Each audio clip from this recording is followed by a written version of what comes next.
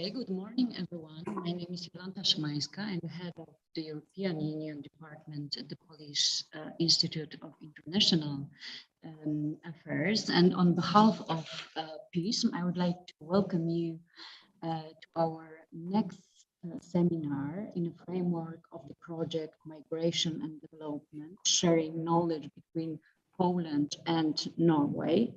So MIDESHARE project. The project is founded by Iceland, Liechtenstein, and Norway through the EEA grants and Norway grants. Today, we are going to focus on two cases, and we will discuss the migration development nexus in Bangladesh and the Lake Chad. Please let me give floor to our moderator, who is Morten Bass from the Norwegian Institute of International Affairs. Morten, the floor is yours. Thank you, Jola. Pleased to be here. My name is Morten Baas. I'm a research professor at the Norwegian Institute of International Affairs, NUPI, based in Oslo. And I'm very happy that we have had this collaboration with PISM on this project on migration and development, and the migration development nexus, working with our colleagues here, Patrick Kygel and Jola. This particular seminar, which is called the Migration Development Nexus, the cases of refugees in Bangladesh and the Lake Chad Basin, takes as its point of departure that the migration management crisis in Europe of 2015-2016, which sometimes is also called the European refugee crisis. I mean, there was never a European refugee crisis, but Europe had huge problems managing what happened in 2015-2016. But it also drew attention to the root causes of migration and the root causes of refugee crises, protracted refugee crises around the world. And this particular discussion that we'll have today will focus on the complex relationship between development assistance and refugees and migrants by focusing on two specific case studies: the Rohingya refugees in Bangladesh and what we tend to call the invisible refugees in the Lake Chad Basin. The questions that these two papers, because they are based on two papers that will be available on the PISM webpage. The question that they address are: what are the root causes of migration and fleeing of these people, and what effect does international engagement have on these crises? To the aid that is delivered here, does it address the root causes of migration, and what is the EU's role in the global response? With me today are Viljar Håvik, a junior research fellow at NUPI at the Research Group for Peace, Conflict and Development, who will be speaking about the inability to leave refugee management and the forgotten refugee crisis in the Lake Chad Basin. Also with me today is Patrick Kygel, a senior analyst at the Asia Pacific program here at PISM. We'll be talking about the Rohingya refugee crisis in Bangladesh and the role of aid. Each speaker will have sort of between 10 to 12 minutes. We will take the two presentations in a row and then open up for questions and comments and debate thereafter. And this webinar will last for about 1 hour. So without further ado, I give the floor to my fellow NUPI colleague, Viljar Håvik. Viljar, please. Yes, thank you, Morten, for the introduction, and thank you to PISM for having us here. I'm just going to try to share my screen. Let's see. There, and it from there we are. So Me and my colleague at NUPI, senior researcher, Hierarchies, we have written a soon-to-be-published strategic file, Unable to Leave, Refugee Management and the Forgotten Refugee Crisis in the Lake Chad Basin. So what we're trying to bring up is an important aspect of the global refugee crisis linked to the migration development nexus, and what we think is an important consequence of the European refugee crisis, which has to do with the visible and invisible refugees. I'll try to explain this. According to the UNHCR in 2019, we had about 79.5 million people who were forcibly displaced from their homes, and of them, about 26.5 million were refugees. And most of these people, we hear very little about them. They are seldom seen in the news, and there are very few who speak for them. The reason is most of them are situated in weak and fragile states that themselves have little resources to share. So the humanitarian field has rarely been at the top of the political agenda. But as the Syrian war unfolded, millions of Syrians were forced out of the country, and local integrated capacity in the neighboring areas were overwhelmed, and Syrians understood that the war was not going to end anytime soon. They fled to Europe, and what was until then a global refugee crisis suddenly became a European refugee crisis when the surge of migrants happened in Europe in the years of 2015 and 2016. And that lifted the humanitarian field to the top of the political agenda, with massive media attention and massive attention from the policymakers. And we argue that this created a hierarchy of visible and invisible refugees. And in essence, it is a hierarchy of proximity and distance. And what we mean by this is simply that those who can come to Europe and those who come to Europe and have the opportunity to do so, they are the visible refugees. The invisible refugees are those who cannot come to Europe. They don't have the necessary resources. They don't have the opportunity. And this has major implications for the global refugee crisis. Because on the one hand, we had a European refugee crisis which was defined within the parameters of security politics. And then you had, on the other hand, the most real refugee crisis happening outside Europe. And there we have several forgotten, protracted refugee situations. And the refugee situation in the Lake Chad Basin is a perfect example, is a prime example of this. So, heading in the refugee crisis in the Lake Chad Basin.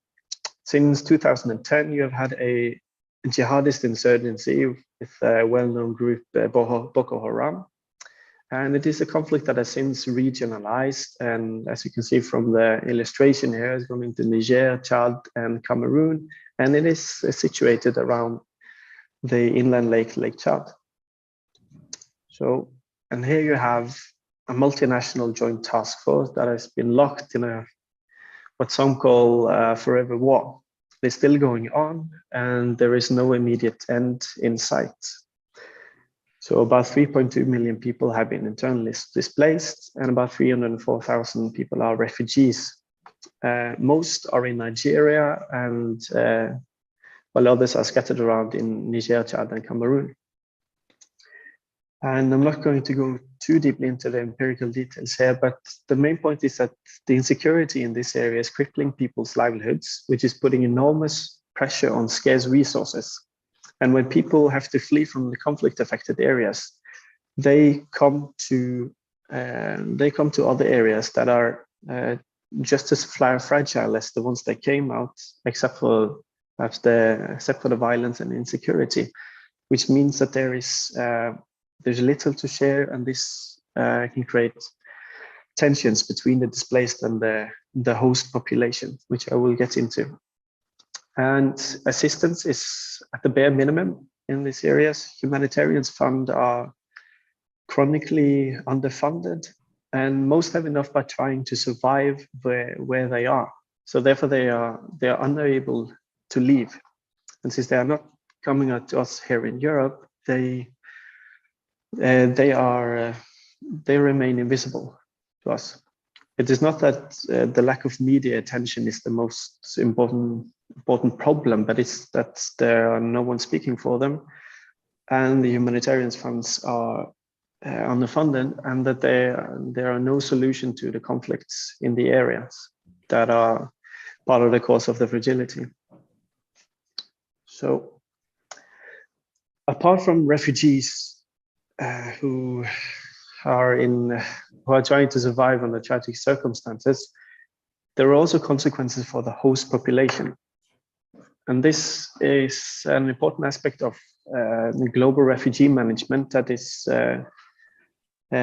rarely lifted up in media, for example. And in general, is that refugees impose a variety of security, economic, and environmental burdens, but they also bring along a flow of resources from humanitarian organizations, for example. And what this flow of resources does, and the burdens they impose, is that it creates a dynamic of winners and losers among the host population. The most clear example you can take out from Africa is the Nakivale settlement in Uganda. It's the settlement where a lot of refugees have come from South Sudan and elsewhere, and the refugees are enjoying the relative peace and stability in Uganda, and they are given a plot of land and assistance to cultivate it. And in the area around Nakivale, this has created a dynamic of winners and losers, as said, which is that unfortunately the most vulnerable among the local population, the small landowners in the close vicinity of Nakivale, risk losing everything they have. The reason is the settlements although settlements are temporary, this one is long lasting and continually expanding. So those who are close by, they risk losing everything they had because the land might be expropriated. Also, they may lose out in the labor markets because larger plantation owners in the vicinity of Nakivale, but not just by, they are safe from the land expropriation, but they are close enough to attract labor force. And the labor force from the refugee camps, they are cheaper labor than among the local host population. And in the end, you also have, since the refugees, they are subsidized by humanitarian agencies, they can also sell their goods more cheaply in marketplaces. So the point here is that since the refugee settlements create this dynamic of winners and losers among the host population, this creates grievances, and it might not be, therefore it might not be sustainable. And when you take the situation back into the Lake Chad Basin, there you have countries who do not have the relative peace and stability that Uganda has, and they are countries with even less resources to share, as the host population is usually as poor as the refugees. So this is an important problem. And then further on, we also have to consider the consequences of our global hierarchies. And as I went into, refugee settlements, they are by their very nature and according to international law, temporary arrangements.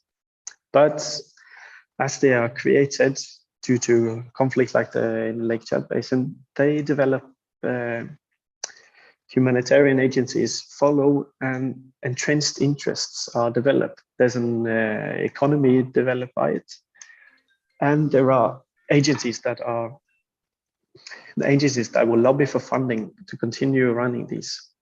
And what we see now for example, in Africa, is that you have protracted refugee situations in weak and fragile states with these forever wars, such as in Somalia, in the Lake Chad, in the Sahel. And since they are hosted, refugees are poor and they are situated in poor, vulnerable and fragile state, they remain visible without any durable solution in the near future, kind of living in a limbo. And is this sustainable? It is working until now, but there are some worrying signs. And the most clear example might be Kenya, who several times in 2016 and at the latest last year and this year threatened to close the world's largest refugee camps, the Dadaab and Kakuma refugee camps. And now we're talking about 400 to 450,000 refugees who will be forced out of Kenya and back into most South Sudan and Somalia, into conflict-affected areas. But when you look at so the international media and international organizations, they are condemning Kenya for trying to do this. But when you see it from Kenya's perspective, they have been hosting refugees for 30 years. And they cite national security concerns. For example, the insecurity issues they've had due to Al-Shabaab, the jihadist group from Somalia.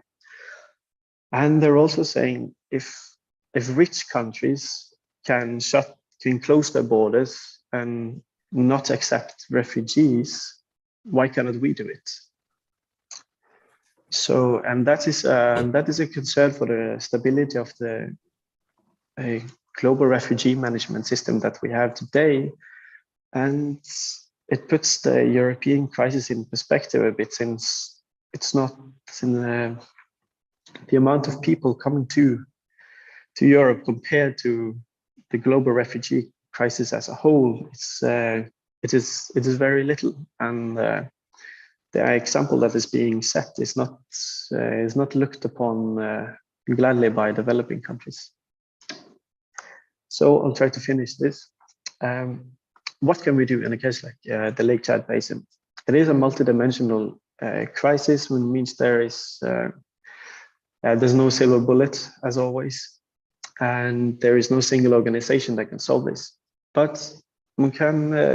It is important to support international meetings, ways devoted to finding ways to bring peace, stability, and security to the region. I'm not going to go through all the points listed here.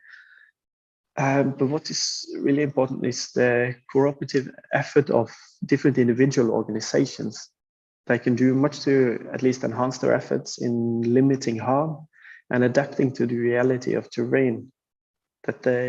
And you need the cooperation across the 4 countries involved. Yeah, so I think I am just on 10 minutes, so I think I will stop there and give the word to Patrick. Yeah, thank you. Thank you, Viljar. Certainly some food for thought there, and clearly some issues that we need to debate further. But before we start that debate, Patrick, please, the floor is yours.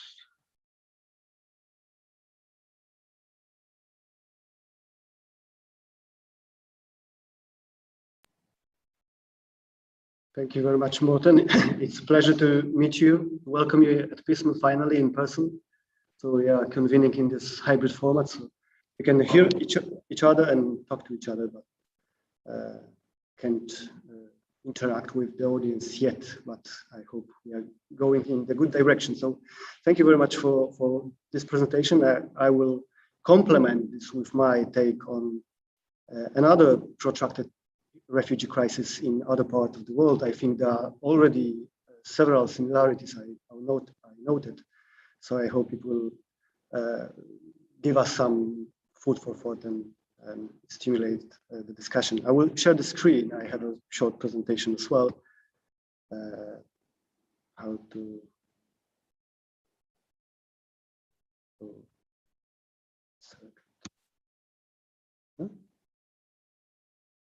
share screen.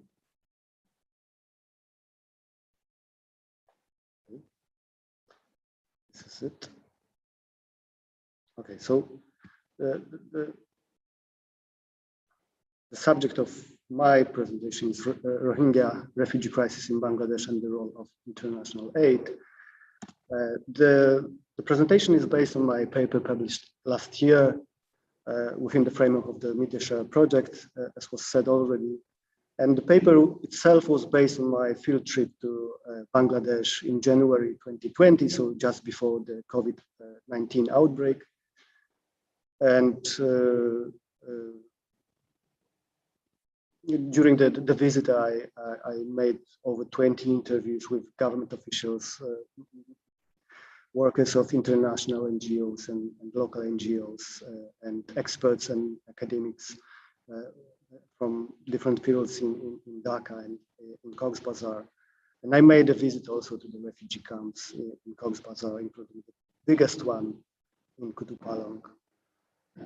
So this is what I wanted to test, to verify, to falsify. My hypothesis was that the protracted refugee crisis can lead to major migration crisis out of Bangladesh.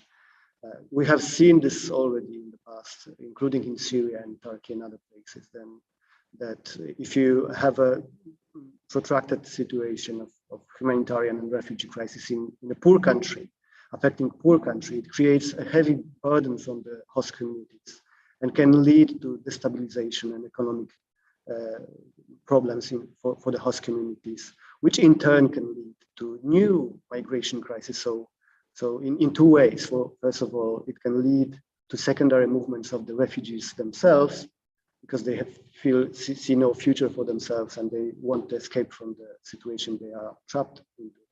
And secondly, also this can create more migration movements among the host communities, because they are negatively impacted by the humanitarian crisis itself, and they also compete for resources with the refugees. So the hypothesis is that the inflow of 1 million Rohingya refugees from Bangladesh could have led to the increased migration out of Bangladesh. That was the research question I wanted to testify.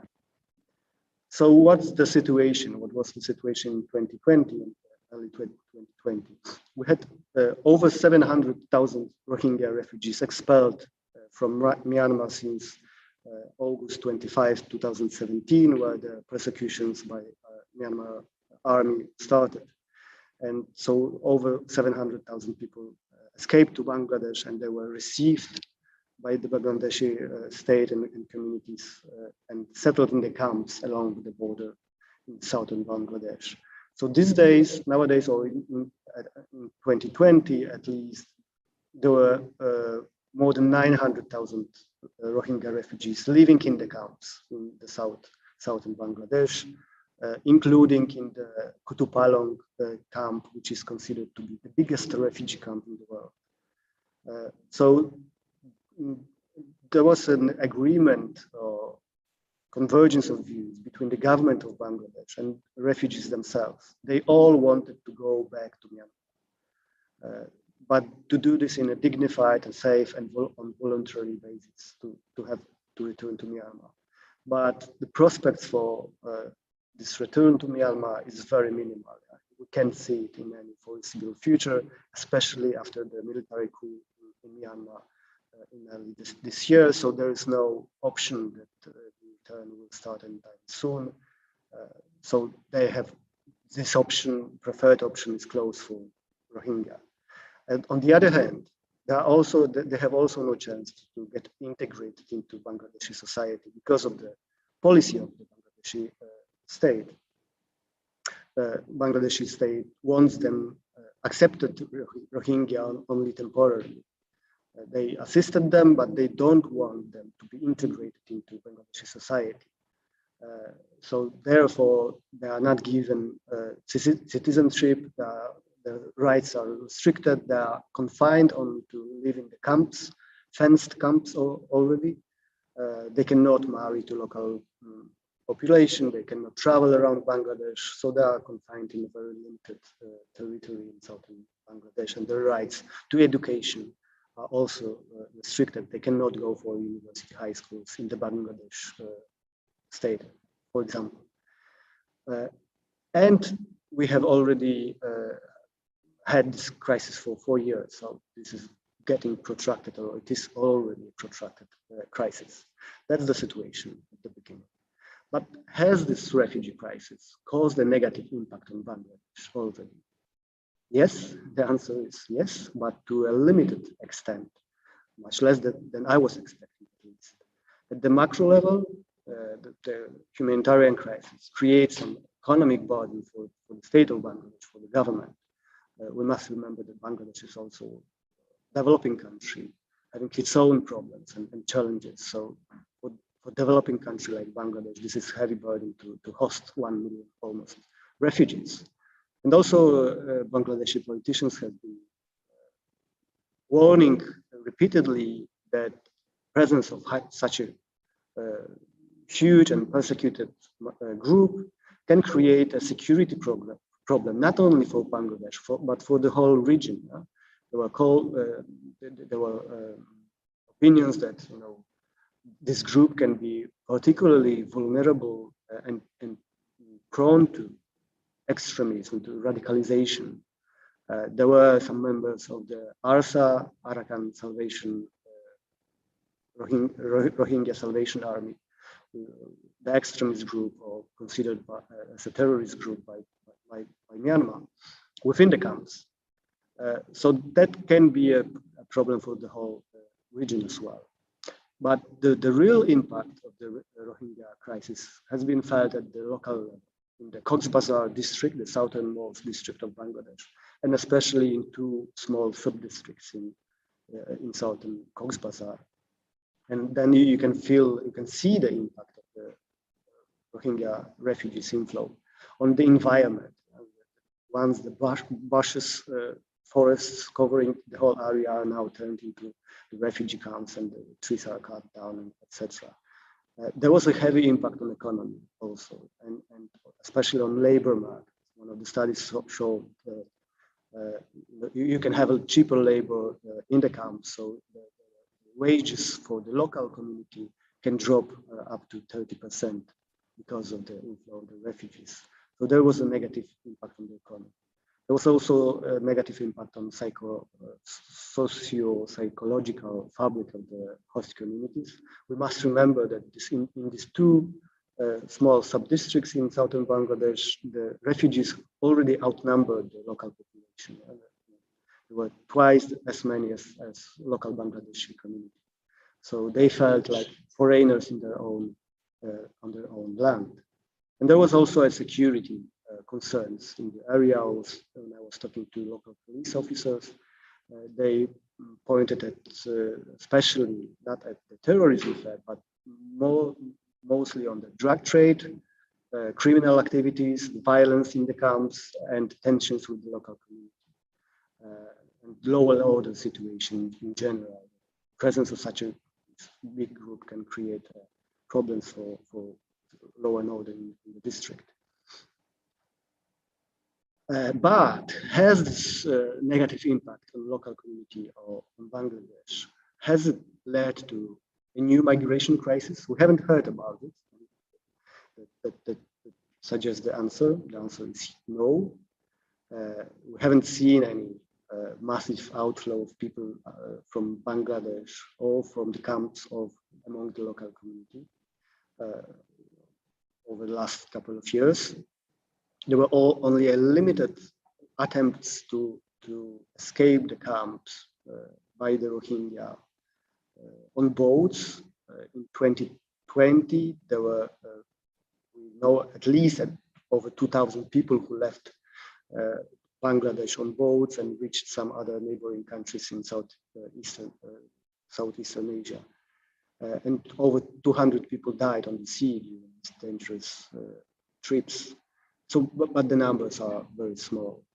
And there was also no increase in outflow of Bangladeshi migrants in regular or irregular way in 2020, 2019, or even the number of Bangladeshi migrants traveling out of Bangladesh was decreasing.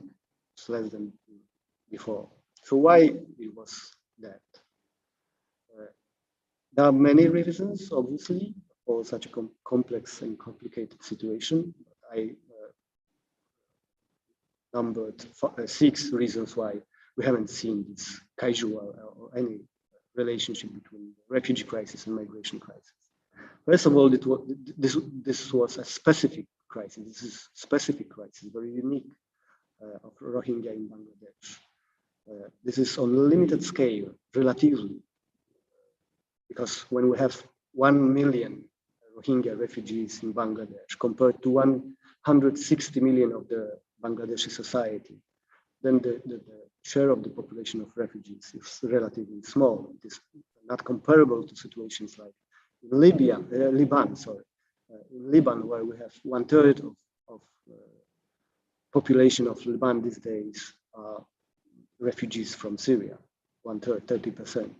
Or even in Turkey, 3 million Syrian refugees in Turkey was much more compared to what is going on in Bangladesh. Then there is political geography. First, normal geography means that Rohingya has nowhere to go, because they are bordering Myanmar, which doesn't accept them, and then Bangladesh and India, which also does not accept refugees. And difficult trips through the sea is the only available option, but also very dangerous and limited. Governments in neighboring countries in Southeast Asia have become increasingly anti-Rohingya in recent years. They are not open to receive any more Rohingya population, so they have nowhere to go. And then there was a COVID, obviously, since 2020, which closed the migration channels and options for most of the people, including the Rohingya and Bangladeshi. And the specificity of this group of Rohingya is that they are stateless, so they have no passports, no legal documents, so they can travel freely in Bangladesh and forget about going abroad. There are some attempts to do this illegally, on fake documents and etc., but this is still a marginal phenomenon. And then policy of Bangladesh, which means basically that the refugees are restricted, confined to a very small area of Bangladeshi territory, so they cannot travel freely around. The freedom of movement is restricted. And finally, and this is what I would like to underline, is the role of aid and the role of international community in assisting, supporting, in easing the burdens on Bangladesh in dealing with this crisis. So what was the role of aid? The international community provided comprehensive humanitarian assistance to Rohingya. Every year, around $1 billion were appealed for, and most of this was delivered by the international community to assist the Rohingya in the camps. There was pretty good cooperation with the Bangladeshi government in running the camps, in assisting the Rohingya situation and so on. So it was in cooperation with the host government. Also, there was good cooperation. There is a good cooperation between different agencies and international and local NGOs in the area. So all the needs of the Rohingya are dealt with, are addressed. So there was also the quite sustained and relatively high level of funding. So the joint responses plan for the Rohingya crisis has been met up to 70–75% every year, except for the last year. And what is very important, international community from the very beginning started directing part of the aid to host communities to address some kind of grievances, like what Viljar said. That kind of crisis creates winners and losers, and host communities can feel sometimes treated worse than the refugees, so it creates grievances and can lead to tensions. So this problem was taken care of from the very beginning, and up to 30% of assistance went to host communities to assist also, to give some benefits to them as well. And so my understanding, this was quite a good practice of the role of the international community, role of aid in addressing the humanitarian and refugee crisis. I think the new good practice is emerging. You can observe in Bangladesh at least. Yeah, and so here you can. I will just show you a couple of photos from the camps, so you can see how the life looks over the life is simple. The facilities are temporary, but more or less most of the needs of refugees are addressed. You have health clinics, you have learning centers, you have supplies of food and LPG gas and etc. You have roads and shops and everything. So the life is tough. The camps are congested, overpopulated, but still it's much better than it used to be a couple of years ago. Here I will take you for a short journey, visit to one of the health clinic run by Ganashasthaya Kendra, local NGO from Bangladesh, and supported by international donors. So you can see that the quality and how the health center can look like in the refugee camp.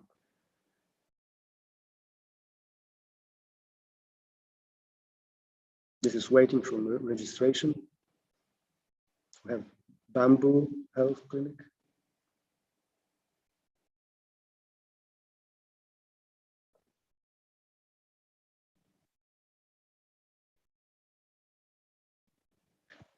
And continue the visits.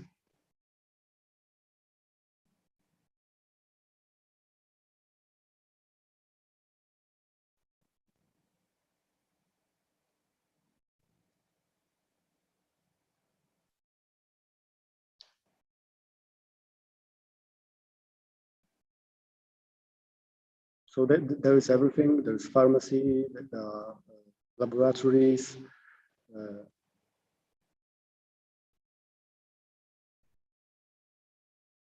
eating room, etc. and etc. Also, there's, for example, kind of class for young mothers, in which the doctor teaches the mothers how to breastfeed the babies.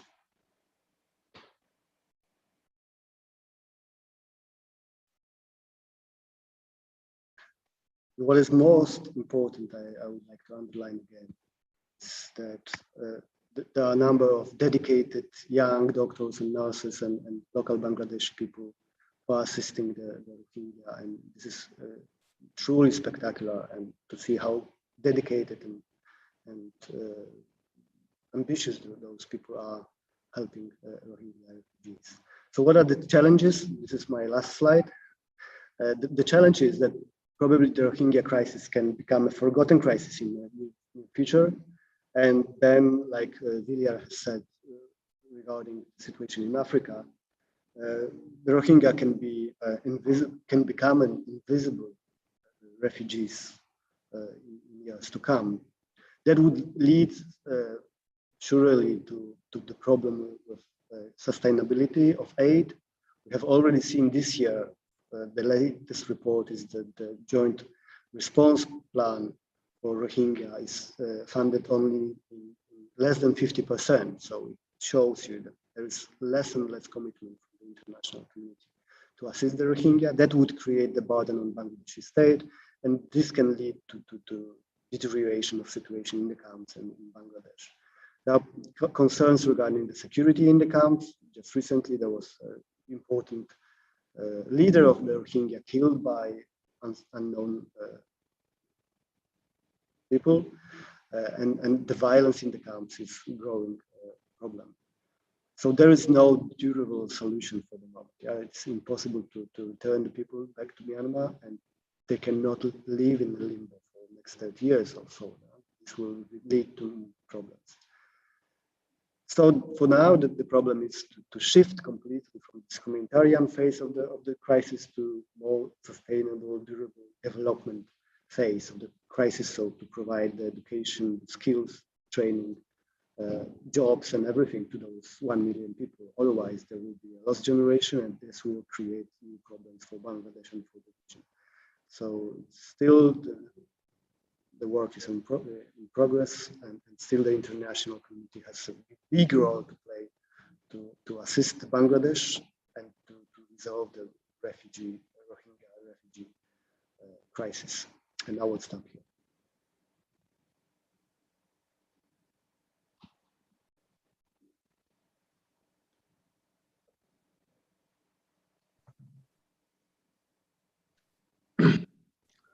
Thank you, Patrick, and thanks to Viljar as well for two very interesting and quite thought-provoking presentations. We have time for a little debate, so I think we can have one. And I have a few questions and comments that I would like to raise with you. I mean, these two situations, I mean, they are of course very different. I mean, they take place in very different parts of the world, and they have created different kinds of attention. I mean, the Rohingya crisis was for a time quite high up on the international agenda, not so much due to the Rohingya themselves, I think, but due to the fact that this happened in a country which at that time was ruled by a former Nobel Peace Prize winner. I think that created the international attention, and that probably also contributed to some of that pledges in fact were met in this case. Because if you look at the similar figures from the Lake Chad Basin, I mean, the humanitarian funds for the Sahel and the Lake Chad Basin has over a period of more than 10 years been completely underfunded. And I mean, for example, I mean, it was this emergency meeting that was organized between Norway and Germany on the Lake Chad Basin crisis. And yes, I mean, you know, ministers of development cooperation and so on, they came to this meeting and pledges were made, and then later on started counting and seeing how much actually came in of the pledges made. I mean, it was less than half. So this is, and I would not be, I mean, what you just ended up saying, Patrick, I mean, I think it's very clear that it's going this way, also with regard to the Rohingya, that there will be less and less funding available as they sort of disappear into some sort of limbo. But even if funding had continued, I mean, I'm very doubtful that we could see some sort of a switch from humanitarian assistance to more development assistance. Because yes, as you pointed out, I mean, around 30% of aid, humanitarian assistance has gone to local communities. But I mean, can that compensate for the over time enormous burden that this is on the local environment, on the local economy, on the labor market? I mean, there is suddenly, I mean, the local communities are living, and these are not the largest local communities in the world, are living with 1 million, almost 1 million people extra. I mean, tensions are almost bound to happen here. And as the situation remains protracted, and the refugees will remain in limbo, because I mean, I think there is absolutely no chance at all that the Bangladeshi state will offer these people residence permits or even think about offering them citizenship. So they will remain in limbo in this area. So I think there are some huge challenges here on the way. Which means that it would be interesting to hear you talk a little bit about how can we start thinking differently about these kind of situations? Is there any other way we can treat them than either sort of saying that if a return is impossible, and at least here in the case of the Rohingya, in the short to medium term horizon, I agree with you. I mean, the return in any way that is seen as safe and dignified it's not going to happen. But they are not going to become residents or citizens of the Bangladeshian state either. So is there any other way we can think about how to deal with these situations? I think we need to think in a very creative manner about this. To Viljar, I mean, you used a lot of different examples. I mean, somewhere from the Lake Chad Basin, some from elsewhere on the African continent, and you use, for example, the example of Kenya and the Dadaab. In the case of Lake Chad Basin, I would like to hear you talk more about, because here the threat is not closure. There's nobody talking about, I mean, nobody's talking about closing the camp. I mean, the main issue in the Lake Chad Basin, seen from a humanitarian point of view, is access. How to gain access to groups that lives in the midst of protracted conflict, actually. And a protracted conflict that is fought out between, I mean, you mentioned the Boko Haram. I mean, in fact, in this part, the main armed actor is ISWAP, I mean, the Islamic State West Africa province. And populations are caught between ISWAP on one side, the multinational task force on the other, and national armies like the Nigerian army and other national armies that operate there. But by and large, I mean, these are immensely poor, displaced people who is living at the mercy of hosts that are equally poor, trying to negotiate their livelihood in between ISWAP, the multinational task force, and the Nigerian army, for example. So the access issue seems to be crucial here. And my second point is that, which I think goes for both of you, is this about becoming visible, becoming invisible. The Rohingya were visible for a while. Now they are turning invisible. But can we say anything with slightly more certainty about what makes one situation visible and another invisible? Because I mean, both these situations are far away. I doubt that very many people elsewhere in the world had even heard about the Rohingya before this started. Because I mean, the Rohingya, I mean, they are a Myanmar minority. They do not have that much of international connections. There's not a great Rohingya diaspora anywhere in the world, as far as I know. So they lack both the resources and networks. And as you added in, Patrick, I mean, it's also the disadvantage of the political geography that makes it hard for them to, even if they had the resources and networks, to go anywhere else. Whereas those in the case of the Lake Chad Basin, and this is quite surprising actually, due to the fact that that Boko Haram for a while gained worldwide, well, I should probably not say fame, but I mean, at least was sort of seen as the very boogeyman of the world, as even worse than the Islamic State. But that kind of attention did not really sort of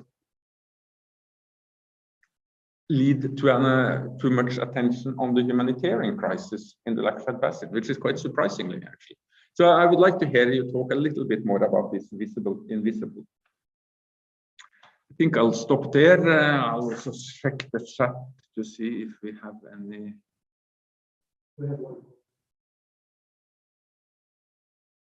Yeah, we have a question here.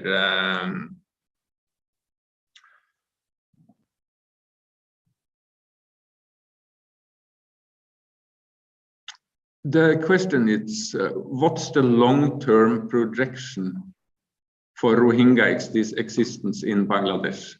How much discussion is there about integration of Rohingya in Bangladesh? is the development assistance that reflects this need, this concern.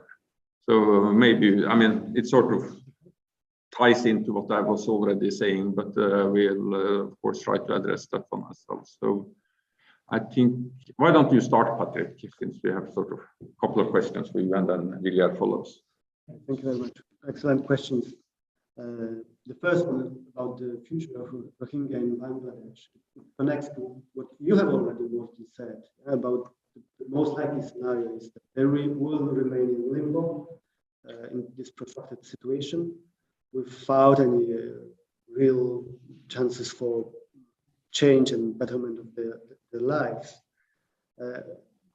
How does the discussion in Bangladesh looks like regarding the integration of Rohingya into the society? This is a very sensitive issue.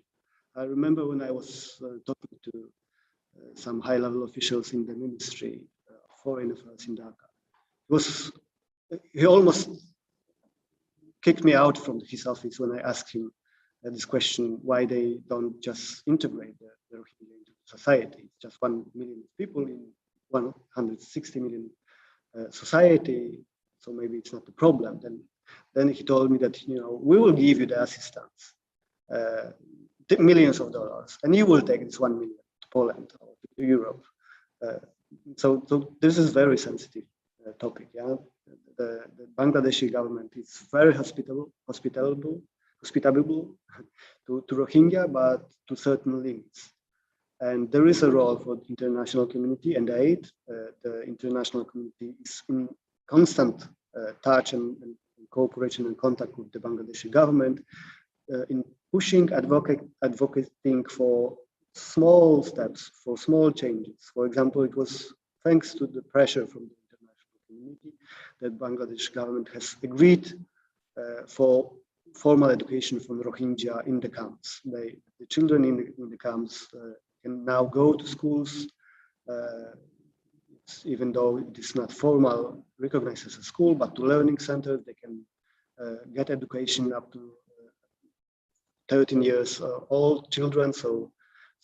But the education is also based on Myanmar curriculum, not in Bangladeshi. It's taught in Myanmar language, not in Bangla, which reinforces the situation that this is only temporary. So there is a lot of cooperation taking place. The international community is advocating and explaining also why the current situation may be a problem for the Bangladeshi government, for the society itself. So there is an option that gradually Bangladesh will give more rights to Rohingya. They will not be given citizenship, but kind of formal documents, kind of residence permit with limited access to services is possible, yeah? Because nowadays all the public services are being funded and provided with the help of international community. So if this assistance continue, then Rohingya will have an access to these services. But what is the most important in the long run is the provision of jobs for these people, to give them some kind of activity, so they are not wasting their time in the camps, in congested camps. So jobs is a primarily challenge for Rohingya and for the Bangladesh Cox's Bazar district. So I think about this when I talk about shift from humanitarian to development assistance, development phase of the crisis. If the international community can somehow play a role in attracting investments, in creating factories or whatever in Bangladesh, to give jobs to host communities, but also to Rohingya in the camps, then it's more likely that the crisis will be somehow manageable. So jobs is at the moment the most important issue looking in the long term. What is the other sustainable solution? There is small option, small third way of resettlement to third countries.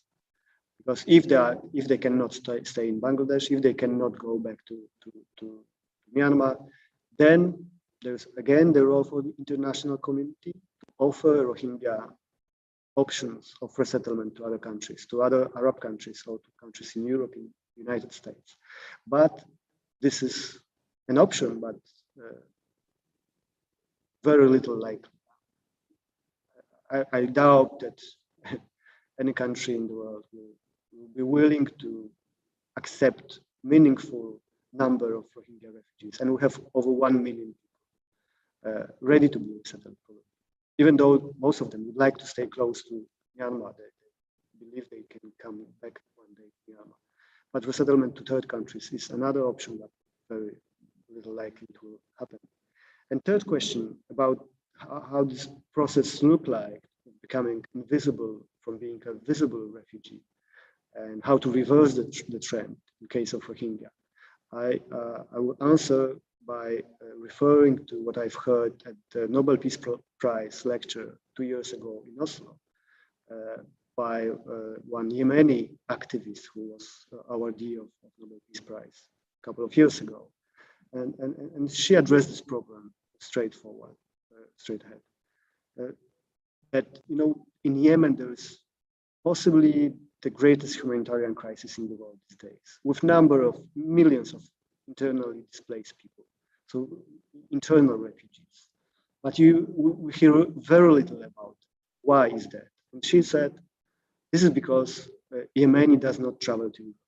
They do not irregularly travel to Europe. They do not escape from Yemen for a number of reasons. Therefore, Europe has very little interest in ending the war in Yemen and in assisting the Yemeni refugees. It's not our problem.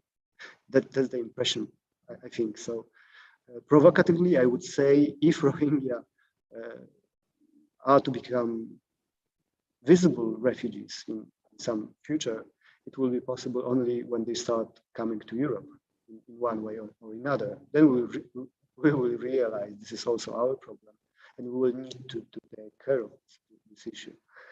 On a smaller scale, they will start going probably to Southeast Asia countries, to Malaysia, Indonesia, and other countries. So also they will become a problem for the region, and then the region will have a stake and an interest in ending the problem, and they will recognize and notice them. So this is extremely important, not to forget, and not to make Rohingya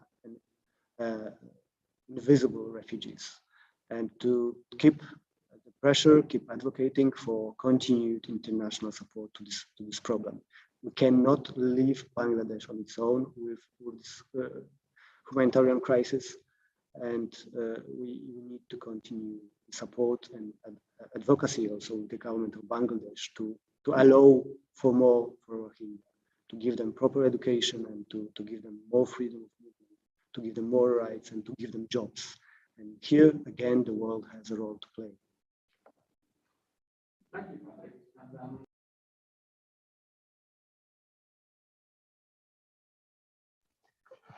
Yeah, I will try to be brief. On the access issue in the Lake Chad Basin, where humanitarian agencies are having a hard time getting access to the displaced, the forcibly displaced, that's a tricky one, and it shows it is a problem that shows that not many things can be done without some sort of security provisions. And unlike an empirical example of an issue with with access and insecurity problems is, for example, the Nigerian army strategy, and how they have this base camp strategy. Since when they are stationed out in minor outposts, they will be picked off one by one by the ISWAP jihadists and other bandit groups. And so they amass their forces in larger base camps, but they don't patrol larger areas at high frequency, which gives the jihadists and those who cause insecurity freedom to roam. And then there is also the problem with the armies. They're not saints themselves that are always doing good. So it is a very that makes it a very hard environment for the humanitarian agencies to operate on the ground, and it's also with the kidnapping business, which is really big in northern Nigeria, which makes it not only dangerous for locals but also for foreign workers who will have a price on their head.